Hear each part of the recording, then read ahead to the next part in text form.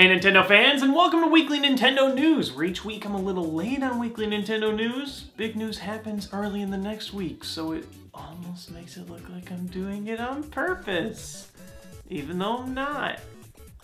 There were a handful of new Nintendo games announced this past week, the first being an unexpected announcement for a new Fatal Frame game coming to the Wii U.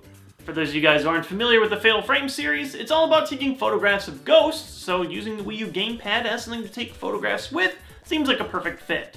That said, Fatal Frame 4 came out in 2008 for the Wii, Japan only, so not even 100% sure I'll ever get to see this game in my language, but the fact that somebody's making some kind of M-rated game for the Wii U is at least a start. That being said, Nintendo, if you're going to use the Wii U gamepad to take photographs, I think I've got an idea for you that people would buy. Quite a bit of. You know, if you got time to make some games, that would probably be one of them to make immediately. And speaking of new titles, that Shu Takumi new Phoenix Wright title that we've been talking about over the past few weeks has finally come to light as a Phoenix Wright title set 100 years in the past in Meiji-era Japan, featuring an ancestor of Phoenix Wright. This seems interesting at the very least, and should probably break up the formula in a way that will make for a pretty cool game.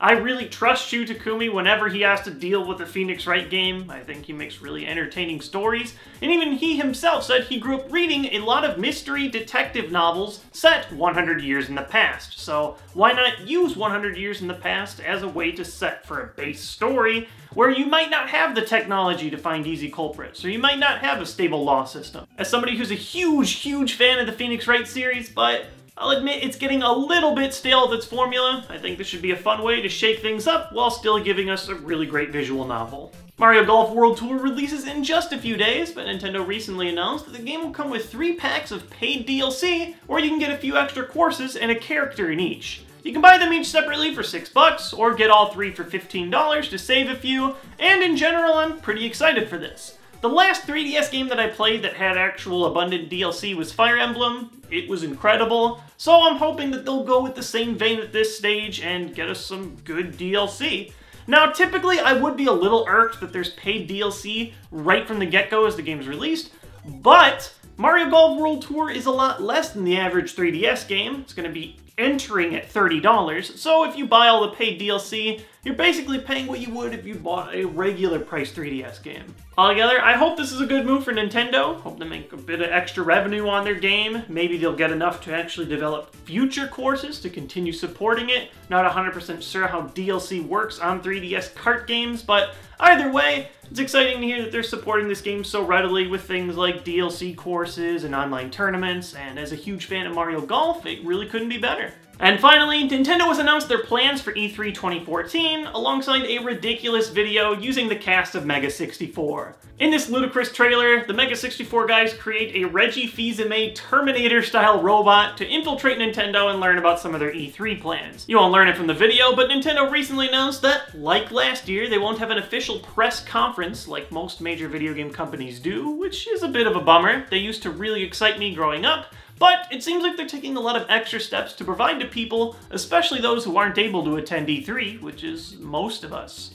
Like last year, Nintendo will be having that E3 outside of E3 experience at local Best Buys, where you can just show up at a Best Buy, preview some of the upcoming games, instead of actually having to be at E3 and waiting in ludicrous lines to play those games. So it's a fun way to get a hands-on games that aren't released yet, without having to travel across the country. Also, Nintendo's announced that they'll be having a constant stream across E3 to be giving information to fans, which I think is pretty exciting.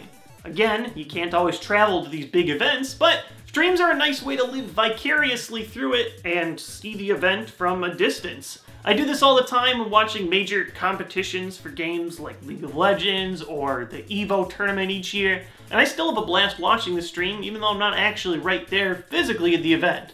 If Nintendo does this well, I think it's actually going to be a pretty cool way to share the E3 experience to just about everybody. And finally, in a very interesting announcement, Nintendo announced that they'll be hosting the very first Nintendo-backed Super Smash Bros. Tournament. Now, I'm not 100% sure which game they're going to be playing. I assume it's going to be the new Smash Bros., so I have no idea how people are going to be good at a game that hasn't been out yet. should be interesting. However, they've said it's going to be a 16-man invite tournament where they bring some of the best smashers in the world to play against each other at the Nokia Theater near E3 while the event's taking place. As a really avid supporter of the Super Smash Bros. Community for years and years, Nintendo has been so strict when it comes to competitive gaming, especially when it comes to Smash Bros. In fact, at last year's EVO 2013, they almost shut down streaming for Melee in general, and that's just streaming the game, that's just permission. So for Nintendo to realize the error of their ways, change that, and then finally say, hey, maybe we can back one of these tournaments and show competitive players playing our game, it's at least a positive step in the right direction. That is all for today's episode of Nintendo News. Thank you guys so much for tuning into my content and supporting me. Cannot do this without you guys, and you really, truly are the best. If you like this video and want to see future ones, you can click this button right here to subscribe to my channel, get alerts when my new vids are coming out, and I'll see you guys in the next Nintendo News.